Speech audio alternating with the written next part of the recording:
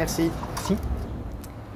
Axel Gauthier, bonjour. Bonjour. Et merci de nous accueillir pour cette nouvelle pause café.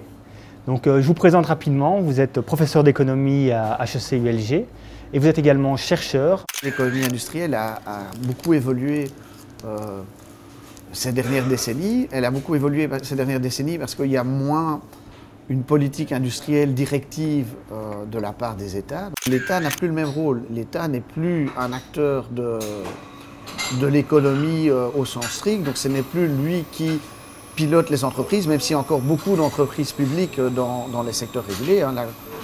Le chemin de fer n'est pas privatisé. Des entreprises comme la Bipost sont devenues en partie privées, mais restent en partie dans l'actionnariat public. Donc on a toujours une forte présence des pouvoirs publics en tant qu'acteurs, mais leur place privilégiée, leur moyen d'action privilégié, c'est maintenant l'encadrement des marchés, que ce soit au travers de la politique de concurrence ou au travers de la régulation qu'on applique à ça. Et il y a beaucoup de questions qui se posent avec la... Vous citez les transports en commun, la poste, donc j'imagine que le service public en général est vraiment au cœur de vos recherches alors?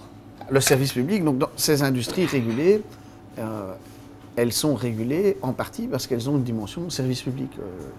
La poste, le transport, la distribution d'énergie, ce seraient des activités qui seraient organisées totalement différemment si on les laissait complètement au marché.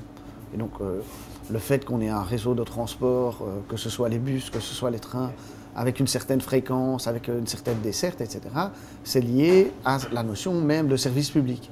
Si on laissait ça au privé, c'est sûr qu'il n'y aurait pas des bus aussi nombreux que ce qu'on a maintenant, les trains la fréquence des trains serait bien moindre, etc. Donc c'est évidemment, l'idée de service public est au cœur de la régulation.